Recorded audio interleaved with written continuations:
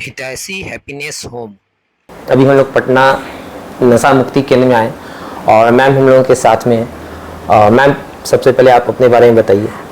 मैं प्रतिभा सिंह, मैं clinical psychologist हूँ। मैं इस फील्ड में 2009 से काम कर रही हूँ। इस संस्था के साथ भी मैं उसी समय से है। ये संस्था 2007 से नशा मुक्ति और मानसिक रोग के लिए काम कर रही है। मैम बच्चे के अंदर, अभी हम नौजवानों के अंदर देख रहे हैं बहुत ज़्यादा नशा जो है वो बढ़ रहा है, बहुत ज़्यादा जी। अभी समाज में सबसे ज़्यादा मेजर प्रॉब्लम है, अगर आप देखेंगे तो एडिक्शन ही है। इसके पीछे लोग ज़्यादा अवेलेबल है, लोगों में जागरूकता नहीं है, लोग समझ नहीं पाते हैं, उन्हें लगता है कि ये हैबिट है। लेकिन यहाँ पे डिफरेंशिएट करना होगा।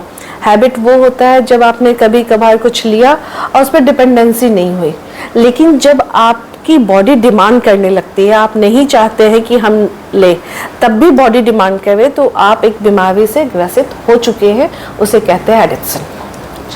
मैम इसे कैसे पहचाना जा सकता है? जैसे बहुत बच्चे तो ऐसे हैं जो काफ़ी हद तक आगे बढ़ चुके हैं तो वो समझ में आ जाता है, लेकिन हमको शुरुआती दौर में अगर बच्चे को पहचानना है, अभी के टाइम में सबसे ज़्यादा टारगेटेड बच्चे हैं वो है कॉलेज गोइंग और स्कूल गोइंग। स्कूल से ही स्टार्ट हो गया। 12-14 साल के बच्चे हम लोग के पास आते हैं फ्रिक्वेंटली, जिन्हें एडिक्शन की लत लग चुकी है। तो जब बिहेवियर चेंजेस होते हैं, आजकल माँ बाप भी बहुत बिजी हैं, दोनों पेरेंट्स वर्किंग हैं तो टाइम नहीं दे पाते। जॉइंट फैमिली का सिस्टम नहीं है कि जहाँ पे कोई तीसरा है जो देखे। तो बच्चों को जो गैप मिल रहा है उसमें, चाहे वो मोबाइल एडिक्शन की तरफ जाते हैं या फिर गलत दोस्तों के संगत में आते हैं। जो केसेस हमें मिलते हैं वहाँ तो ये भी पता चलता है कि स्कूल्स के बाहर ही अवेलेबल है, इंट्रोड्यूस किया जाता है उन्हें। तो जो बेसिक सिम्टम्स हैं, जो हर माँ बाप को अलर्ट रहना चाहिए, देखना चाहिए और चेक करना चाहिए।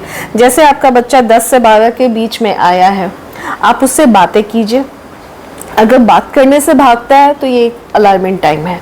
अगर सोसाइटी से कटने लगा है, आपके बड़ों के बीच में, फैमिली के बीच में बैठने से कटने लगा, अकेले रहना ज़्यादा पसंद करता है, तो ये एक अलार्मिंग साइन है जिस पे पेरेंट्स को इंटरवीन करना चाहिए। सेकेंड, उसका मूड स्विंग होगा। ऐसे भी फिजिकल चेंजेस के टाइम है, प्यूबर्टी का टाइम है, तो बच्चों में चेंजेस आते ही हैं। अपने आप को लेकर इन्फीरियरिटी कॉम्प्लेक्स, स्ट्रगल चलता है। उस समय ऐसे भी माँ बाप को सबसे ज़्यादा अलर्ट रहना चाहिए और एक सपोर्ट के तौर पे उनके साथ समय बिताना चाहिए। तो होता क्या है कि आप देखेंगे कि बाथरूम में बच्चा समय ज़्यादा बिताने लगा, चेक कीजिए वजह क्या है। उसके पॉकेट से कुछ सामान का मिलना, कुछ पाउडर वाली चीज़ें, कुछ घास जैसी चीज़ें, कुछ भी ऐसा मिलता है तो आप चेक कीजिए कि बच्चा कहाँ जाता है।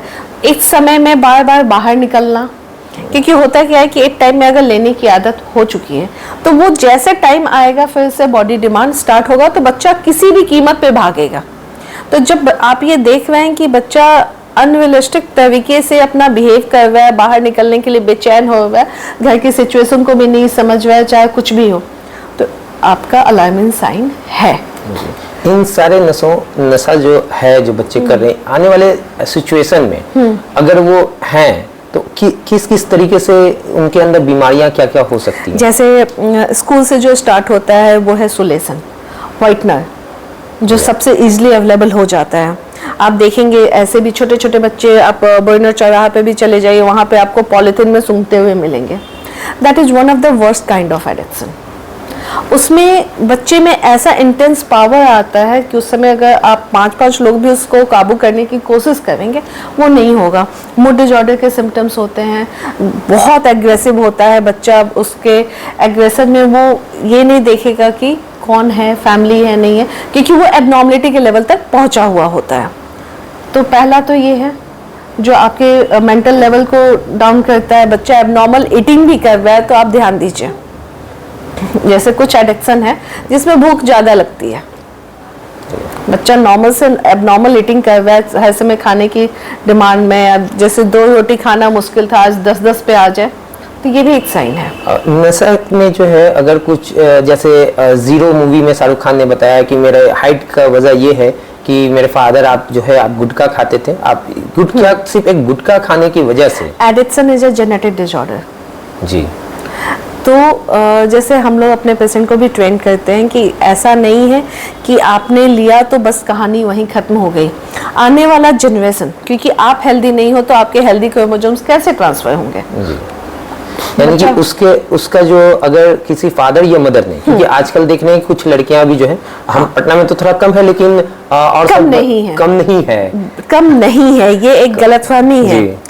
आज के डेट में आप बाहर में जाएंगे, 3 लड़के और 1 लड़की खड़ी है, तो बहुत बार ऐसा देखने को मिलता है कि लड़की के हाथ में आपको सिगरेट मिल गया लेकिन लड़के ऐसे सोबर खड़े हैं। जी जी हाँ, क्योंकि यहाँ पे एक कंसेप्ट आ गया है ना कि मैं मॉडर्न हूँ, मैं ओपन माइंडेड हूँ, I am broad, I am equal, but unfortunately ये इक्वालिटी का स्टैंडर्ड है ही नहीं। इक्वालिटी के लिए आप इक्वल लेवल पे काम कीजिए, अपनी रिस्पॉन्सिबिलिटी उठाइए, वैसे ही जैसे बेटे उठाते हैं आप भी उठाइए, पढ़ाई कीजिए, एक मुकाम पाइए और एक अच्छी लाइफ लीड कीजिए। लेकिन वो उसको करने में मेहनत लगता है, बहुत कठिन रहा है, तो शॉर्टकट में अपने आप को सेल्फ सेटिस्फैक्शन, ये चकाचौंध की दुनिया जो आज के डेट में रील्स और मोबाइल ने दिया है, बच्चे उसमें फंस के रह गए हैं। और मैम वो इंजेक्शन से जो लोग नशा कर रहे हैं, उनसे एक ही इंजेक्शन से कई लोग कर रहे हैं, HIV फैलने, हेपेटाइटिस केसेस हमारे पास भी आते हैं जी। हम इमीडिएटली PMCH रेफर किया जाता है क्योंकि वहीं पे ट्रीटमेंट होती है। एक की वजह से पूरी फैमिली अफेक्टेड होती है। आप लोग मैम यहाँ पर जैसा कि अभी हम देख रहे हैं काफ़ी एक बहुत ही बेहतरीन तरीके से CCTV कैमरा, सारे लोग काफ़ी एक्टिव हैं यहाँ पर, तो आप लोगों के पास कैसे पेशेंट आते हैं? कुछ 1-2 एग्जांपल बताइए जिसकी वजह से हमारे जैसे मैं एडिक्शन पे पहले एक ब्रीफ कंसेप्ट देती हूँ कि आपके माध्यम से लोगों तक पहुँचे। जैसे ट्यूबरक्लोसिस का ट्रीटमेंट जैसे 6 महीने और 9 महीने के लिए रिलैप्स के बाद होता है। एक कंसेप्ट वर्ल्ड वाइड ये है कि एडिक्शन की ट्रीटमेंट जो होती है वो 2 साल की होती है। It is not a matter of 2 days और 3 days। आपको 2 साल, आप जब तक कंप्लीट इससे बाहर नहीं है, आप अगर बीच में ले लिए तो again the time period will start. यानी कि ये अगर आदत बन जाता है तो हमको 2 साल तक कंटिन्यू इसमें इलाज की जरूरत पड़ेगी। बिल्कुल, इलाज में हो सकता है टाइम जब मेडिसिन बंद हो जाए, लेकिन काउंसलिंग और आपका यहाँ से कांटेक्ट नहीं बंद होता है, क्योंकि लाइफ में आपको बहुत सारे फैक्टर जो हम लोग यहाँ पे आप देख रहे हैं, जो सिस्टम है यहाँ पे बेसिकली हम अपने पेशेंट को ट्रेन करते हैं। We have proper classes for them, psychological classes, जहाँ पे हम लोग उन्हें ये बताते हैं कि आप एक बीमारी से ग्रसित है, it is not your habit, it is not in your control. ऐसा होता तो आपको एडमिशन की नीड ही नहीं होती। सेकंड, एडिक्शन हुआ कैसे, उसका साइड इफेक्ट कहाँ कहाँ आपके लाइफ में आया, क्योंकि सब्सटेंस अब्यूज के वजह से आप साइकोटिक बिहेवियर पाते हैं, एटलीस्ट टू मेंटल इलनेस। तो मेंटल इलनेस आने के बाद और लंबा भी आपका ट्रीटमेंट चल सकता है, मेडिसिन आपको प्रॉपर लेनी है। और अगर एक पेशेंट चाहता है कि मैं इससे निकलूं, तो हमारे मेडिसिन इतने हैं कि आपको सपोर्ट मिलेगा, आप उससे निकल सकते हो। ना आपको क्रेविंग होगी, ना आपको बेचैनी होगी, ना कोई दिक्कत आएगा, आप नॉर्मल एकदम स्टेबल लाइफ लीड कर सकते हो। इसमें झाड़ फूंक में ना जाएं, बाबाओं के चक्कर में ना जाएं, क्योंकि इसमें और ज़्यादा साइड इफेक्ट आता है। तब मैम सबसे बड़ा चैलेंज ये होता है कि अगर हमारे इलाके में कोई है जो नशा छोड़ना चाहते हैं, तो उनको हम यहाँ तक कैसे ला सकते हैं, उनको कैसे मोटिवेट कर सकते हैं कि हाँ आप इस चीज़ को छोड़िए? देखिए, मोटिवेशन जब एक बार पेशेंट एडिक्शन में आ जाता है, या तो क्योंकि एडिक्शन भी साइकेट्री के अंदर आता है, तो साइकेट्री स्टार्ट ही वही से होती है जहाँ पेशेंट में इंसाइट नहीं होता है, यानी वो नहीं समझता है कि उसकी प्रॉब्लम क्या है। तो आपको 2% पेशेंट ऐसे मिलते हैं जो जानते हैं कि प्रॉब्लम है तब भी लेते हैं और उन्हें ट्रीटमेंट चाहिए। 99% रिफ्यूज करते हैं, उस लेवल पे नहीं है कि वो समझ पाए। वैसे में हमें फैमिली से ही बात करनी होती है और उन्हें स्टैंड करना होगा उसकी ट्रीटमेंट के लिए। मैम आपके पास कोई ऐसी फैमिली आई है जो बहुत ज़्यादा परेशान आपके सामने रो रहे हो और वो कह रहे हैं नहीं हमारे बच्चे को बचा लीजिए? बहुत सारी फैमिली आती है, ऐसे फैमिली भी आते हैं जहाँ पे कोई एडिक्शन की हिस्ट्री ही नहीं है। आज के डेट में इतना कॉमन हो गया है ना कि पीयर ग्रुप प्रेशर को सस्टेन करने के लिए भी बच्चे लेने लगे हैं। तो वैसे में क्या होता है कि एक बार एडिक्शन घर में घुस गया तो सिर्फ पेशेंट तक नहीं है, फुल फैमिली अफेक्टेड होती है। घर से पैसे चोरी होते हैं, आप कि बच्चे का बिहेवियर की वजह से फुल आसपास का एनवायरनमेंट भी बच्चा चिल्लाता है, हंगामा करता है, तोड़फोड़ करता है, वैसे में फैमिली जो जिसने कभी ऐसा झेला नहीं है उन लोग के लिए बहुत टफ हो जाता है हैंडल करना।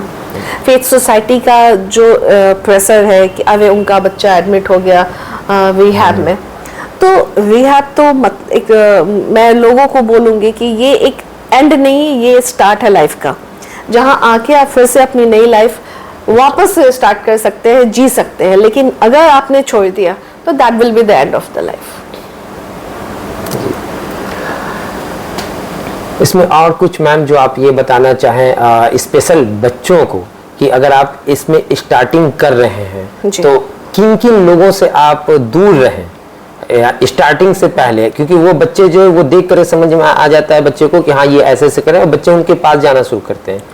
तो जैसे जो बच्चे देख रहे हैं कि बच्चा भैया बहुत कूल लग रहा है, बहुत डोमिनेंट है सबका, आजकल तो चकाचौंध की दुनिया है ना, अच्छी गाड़ी से आना, बच्चों को अच्छा लगता है देख के, मोबाइल महंगा यूज किया, ये सब चीजों से बच्चे अट्रैक्ट होते हैं, हाँ इन्हीं का इस्तेमाल होता है, अच्छा लेना है लो।